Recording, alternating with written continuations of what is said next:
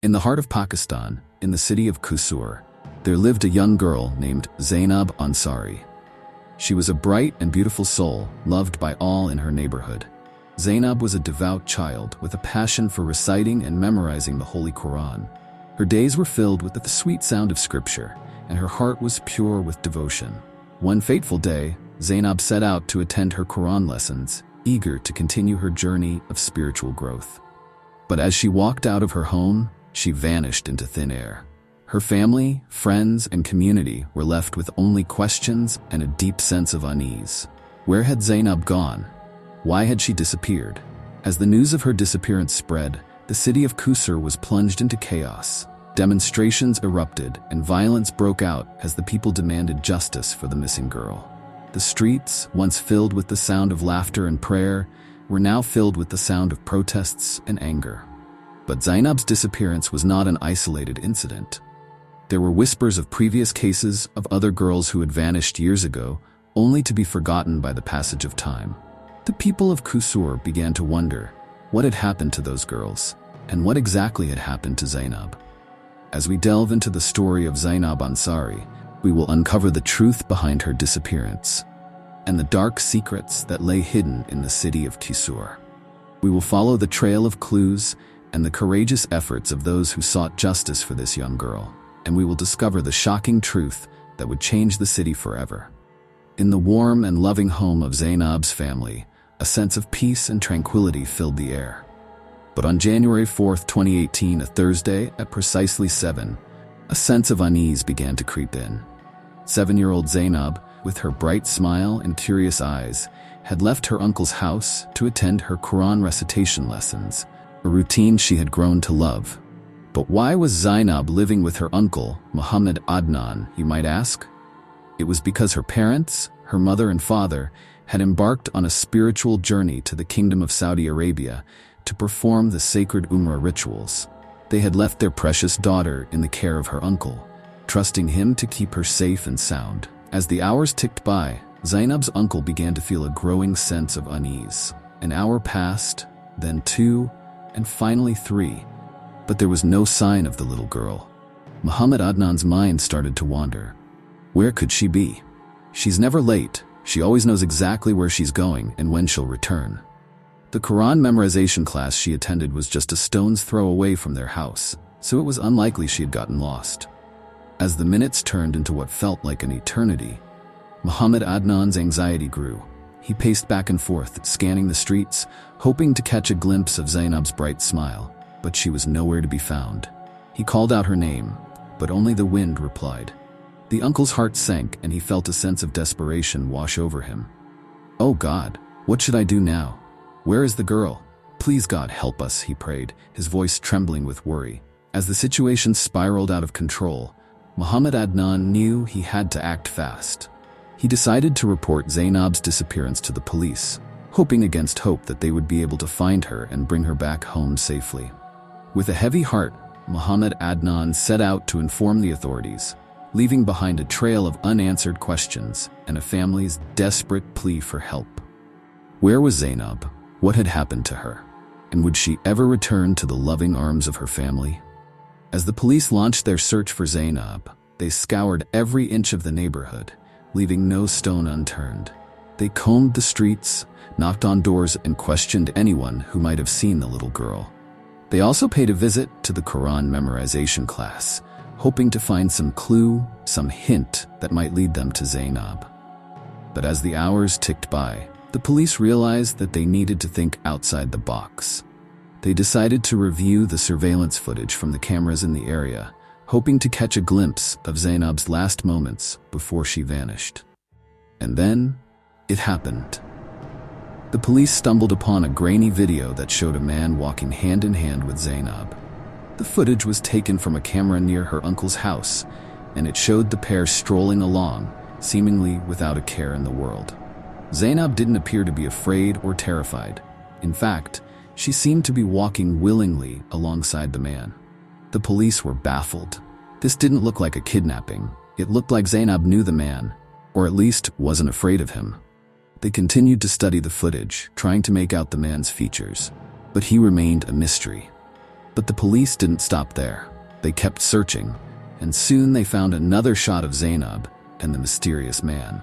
This time, they were walking down a different street, but the scene was eerily similar. Zainab seemed just as calm, just as trusting as she had in the first video. And then, just as suddenly as they had appeared, Zainab and the man vanished. The police were left with nothing but questions. Who was this man? What did he want with Zainab? And where had they gone?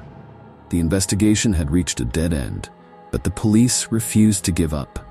They knew that they had to keep searching, keep pushing, until they found Zainab and brought her home safely.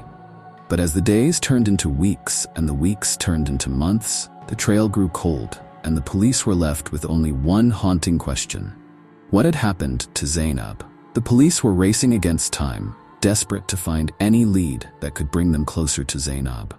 They scoured the neighborhood, searching for any camera that might have caught a glimpse of the little girl and her mysterious companion.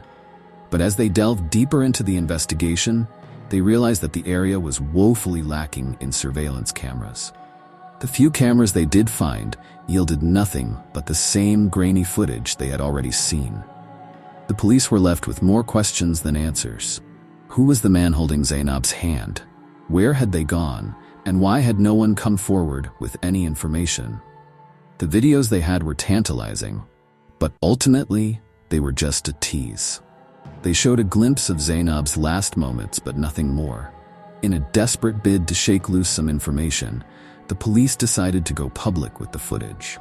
They published the videos on the internet, sharing them with the people of the neighborhood, and pleading with anyone who might have seen something to come forward. They begged for tips, for any shred of information that might lead them to Zainab. The message was simple.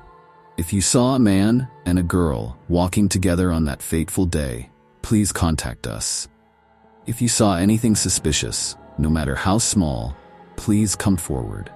The police were counting on the public to help them crack the case. But as the days ticked by, the silence was deafening. No one came forward with any information. No one reported seeing anything suspicious. The police were left with nothing but the same haunting questions. Where was Zainab? Who was the man holding her hand? And why had no one seen anything? The first day passed, then the second, and finally the third. The police were growing more desperate by the hour. They had done everything they could, but it seemed like no one was willing to help. The case was going cold, and Zainab's fate remained a mystery. The police were left to wonder if they would ever find the little girl, or if she would be lost forever. It was a typical Tuesday morning, January 9th, 2018, when the police received a call that would change everything. A man's voice was on the other end, his words trembling with a mix of fear and urgency. He told the police that he had found something that would make their blood run cold. A little girl's body, he said, was lying in a garbage can, discarded like trash. The police sprang into action, their hearts racing with a sense of dread. They asked the caller for the address, and when he provided it, they realized that it was just a stone's throw away from Zainab's house. The coincidence was too eerie to ignore. The police rushed to the scene, surrounding the area with caution. They carefully lifted the lid of the garbage can, and what they saw would haunt them forever. A small, lifeless body lay inside, her eyes frozen in a permanent stare. The police gently lifted her out, and as they did, they knew that their worst fears had been confirmed. It was Zainab Ansari. The police took Zainab's body to the morgue, where they began a thorough autopsy. They were determined to uncover the truth behind her death, to find any clue that might lead them to her killer. As they examined her body, they were met with a sight that would make even the most hardened detective weep. Zainab had been brutally assaulted, her small body bearing the scars of a heinous crime. She had been strangled, the force of which had shattered her lower jaw. The police found evidence of torture, wounds, and bruises that told a story of unimaginable horror. And then there was the bite on her tongue, a gruesome reminder of the pain and suffering she had endured. The police were left to wonder what kind of monster could commit such a heinous crime. What kind of person could look into the eyes of a 7-year-old girl and take her life? The investigation was far from over, but one thing was certain: justice would be served, no matter what it took. As the police continued to investigate the brutal murder of Zainab Ansari, they made a shocking discovery. The autopsy revealed that Zainab had died 2 days before her body was found on January 7th. This raised more questions than answers. Had the killer committed the heinous crime and then disposed of her body on the same day? Or had he kept her captive for 2 days, subjecting her to unimaginable torture and assault before finally taking her life? The police were determined to find out, but for now, they were left with only speculation. They did, however, find a crucial piece of evidence that would help them crack the case. A DNA sample was found on Zainab's body, and the police were convinced that it belonged to the killer. This was a major breakthrough, as it would allow them to identify the suspect and bring them to justice. But the question remained, where was the killer? The police were determined to find out, and they began a massive manhunt to track down the suspect. They knew that as soon as they found him, they could take a DNA sample and compare it to the one found on Zainab's body. It was a matter of time before they would finally have their answer. As the investigation continued, the police finally finished their procedures and handed over Zainab's body to her grieving parents. The family was devastated, and the community was in shock. The burial of Zainab Ansari was a somber affair, with many people in attendance. The reactions to the incident were widespread, with many calling for justice and demanding that the killer be brought to account. The police were under pressure to solve the case, and they were working around the clock to find the suspect. They were determined to bring closure to the family and to ensure that justice was served. But for now, the killer remained at large, and the people of the community were left to wonder when they would finally be caught. As the news of Zainab's brutal murder spread like wildfire, the people of Pakistan were left reeling in shock and outrage. The country's most prominent figures took to social media to express their condemnation and demand justice for the young victim. Malala Yousafzai, the Nobel Peace Prize laureate, was one of the first to speak out. She took to Twitter, her voice ringing out with urgency and determination. "This has to stop," she wrote. "The government and concerned authorities must take action." Her words were a call to arms, a demand for change and a plea for justice. Imran Khan, the charismatic leader of a leading Pakistan party, also weighed in on the tragedy. "The condemnable and horrific sexual assault and murder of little Zainab exposes once again how vulnerable our children are in our society," he tweeted. His words were a stark reminder of the dangers that lurked in the shadows, waiting to strike. Islamic cleric Muhammad Tahir al-Qadri was even more forthright in his condemnation. He demanded that the local government be replaced, saying it had no right to remain in power after the killing of Zainab Ansari. His words were a scathing indictment of the authorities, a demand for accountability and action. But it wasn't just politicians and clerics who were speaking out. The media was also playing a crucial role in keeping the story alive and demanding justice for Zainab. Kiran Naz, a news anchor for Sama TV, hosted a bulletin with her young daughter on her lap, a powerful act of protest that highlighted the vulnerability of children in Pakistani society. Meanwhile, at the Sindh Assembly, a group of celebrities, including Ayesha Omar, Nadia Hussain, Faisal Qureshi and others, met with Deputy Speaker Shayla Raza to demand laws and justice to prevent such tragedies in the future.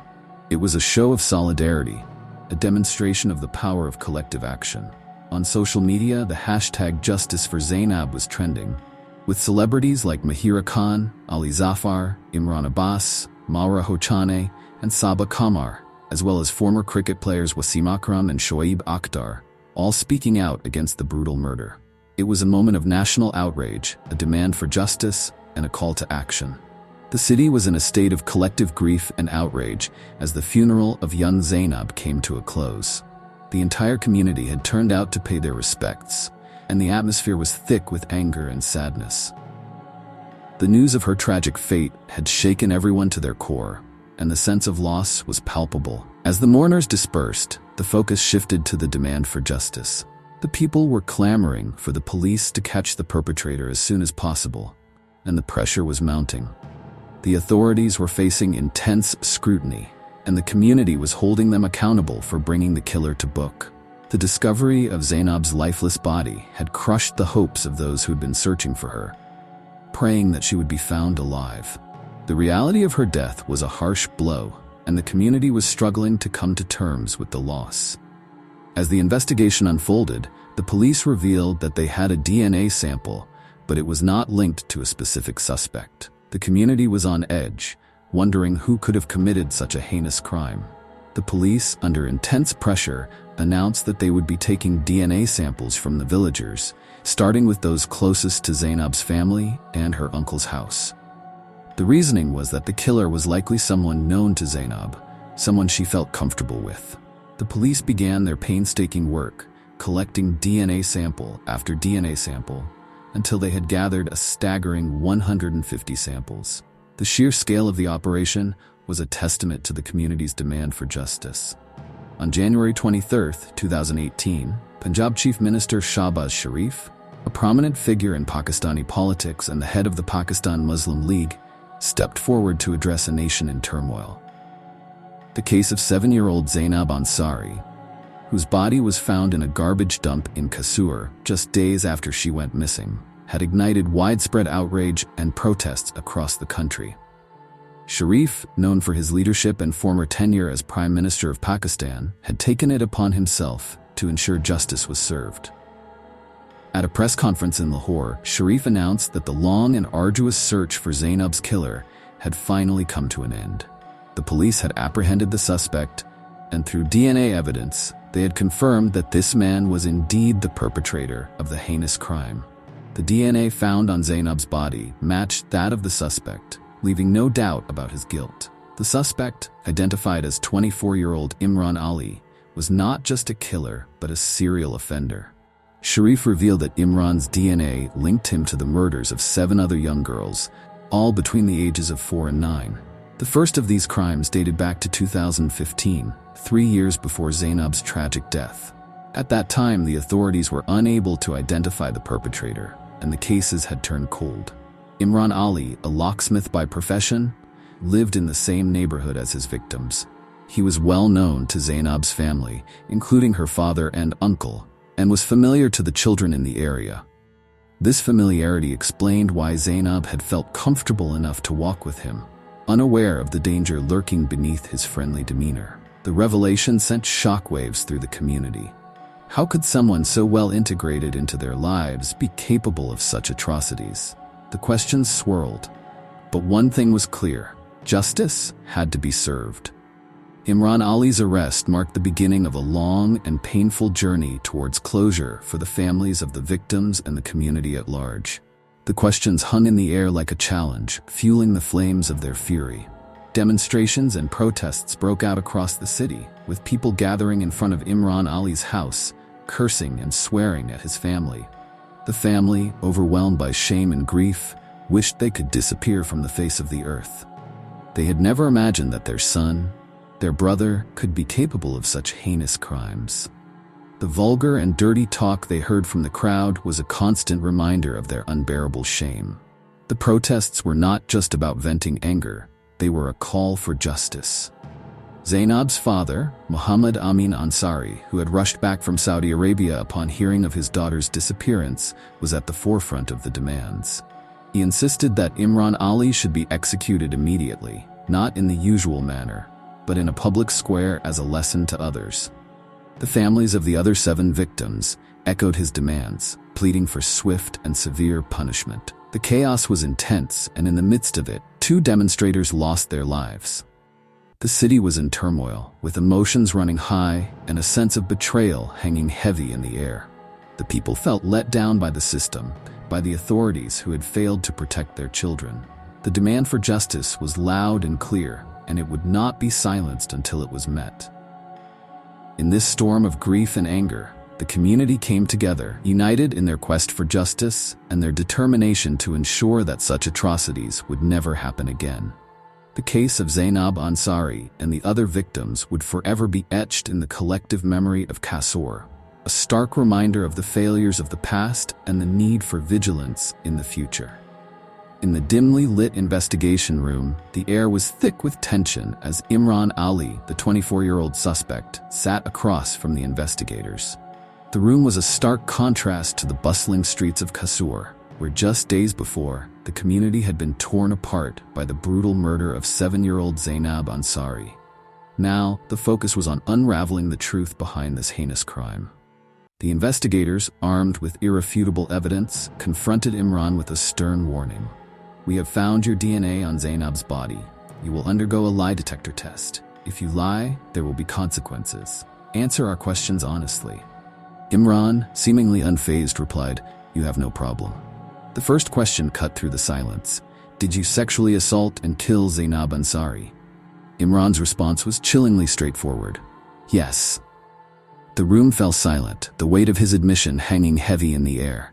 The investigators pressed on, seeking details of how he had lured Zainab, how he had assaulted and tortured her, and how he had ultimately taken her life. Imran's narrative was a gruesome tale of deception and cruelty. On January 4th, he began, "I saw Zainab walking in the street. She was returning from her Quran memorization class, heading home. He had approached her with a familiar smile, greeting her warmly. 'How are you, Zainab? How are you? I hope you are fine.' Zainab, recognizing him as a neighbor, had greeted him back and laughed, unaware of the horror that awaited her. Imran continued, his voice devoid of remorse. "I told her, 'You know, I have some really good news. Your mom and dad have returned from Saudi Arabia. How about I take you to see them and surprise them?' The girl was very happy, believing her parents had finally returned after performing Umrah. He extended his hand and Zainab, trusting him, took it. As they walked together, Zainab began to notice they were heading in a different direction. "Where are we going?" she asked, her voice tinged with confusion. Imran feigned confusion, pretending to be lost as well. "Don't worry, let's go," he reassured her. "We'll go to my house, and then I'll take you back home." But there was no intention of returning her home. Once at his house, Imran was alone with Zainab, and his true intentions became clear. He strangled her, beat her, and subjected her to unimaginable torture and sexual assault. The confession was stark and brutal. He had assaulted Zainab repeatedly over 3 days before finally killing her and discarding her body in a trash dump. The investigators listened in stunned silence, their faces reflecting the horror of what they were hearing. The details of Imran's crimes painted a picture of a man devoid of empathy, driven by a twisted desire that had claimed the lives of 8 innocent girls. As the interrogation came to a close, the weight of justice loomed large. A promise that Imran Ali would face the full force of the law for his heinous crimes. In the aftermath of his heinous crime, Imran Ali thought he could evade justice by constantly moving from city to city. He believed that by staying on the move, he could avoid the police and their investigations. However, his actions only served to heighten the suspicion around him. Unbeknownst to Imran, his nomadic behavior was a red flag that caught the attention of the authorities. The police, determined to catch the perpetrator, decided to take DNA samples from everyone in the village, particularly those living near Zainab's family home. As they went from house to house, they noticed a peculiar pattern. Imran had been in the village for only a few days at a time before suddenly disappearing. This erratic behavior raised more questions than answers. The police strategized, "Let's wait for him to return. As soon as he arrives, we'll bring him in for questioning and take a DNA sample from him, just like we have from the others." Their patience was about to pay off. When Imran finally returned to the village, the police were ready. They took him into custody and collected his DNA sample. The results were conclusive. Imran's DNA matched the evidence found on Zainab's body. The police had finally found their man.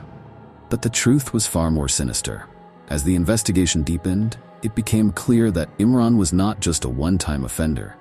He was a serial killer, responsible for the brutal murders of 7 other young girls. The police heard his chilling confessions, each word spoken by his own tongue, detailing the atrocities he had committed. With the evidence in hand and Imran's confessions on record, the trial of this aggressor, perpetrator, and killer was set to begin. The community, still reeling from the shock of his crimes, awaited justice, hoping that the legal system would bring closure to the families of the victims and ensure that such heinous acts would never go unpunished again. The trial of Imran Ali, the man accused of the heinous crimes against Zainab Ansari and several other young girls, began with a somber tone. The charges against him were severe: kidnapping, sexual assault, and murder. along with the accusation of committing acts that incited hatred and violence. These charges resonated deeply with the public, sparking widespread protests across the country. The demonstrations were marked by destruction of property and, tragically, the loss of lives. The nation was in turmoil, demanding justice for the victims and their families. As the trial progressed, the court uncovered a shocking truth. Imran Ali was not just accused of killing 7 girls. He was found guilty of sexually assaulting 13 girls and murdering others beyond the initial 7. While the crimes against Zainab and the 7 other girls were certain, the court acknowledged that the extent of his crimes against the 13 girls was still under investigation.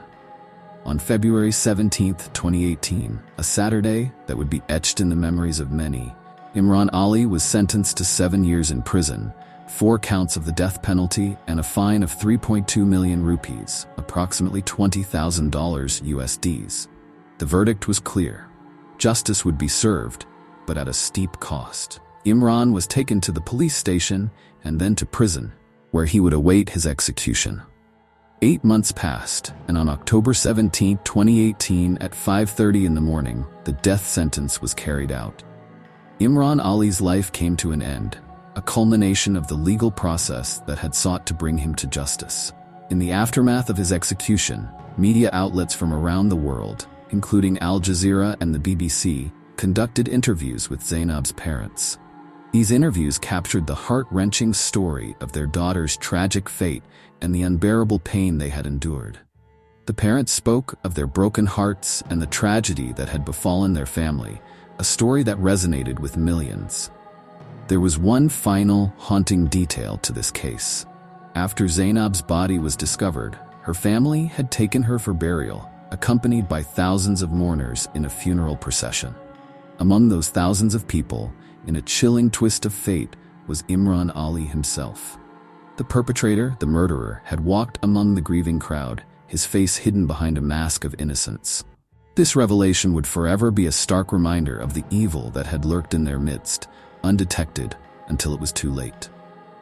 The case of Zainab Ansari and the subsequent trials and execution of Imran Ali left an indelible mark on Pakistan, highlighting the need for stronger laws and greater vigilance to protect the most vulnerable members of society.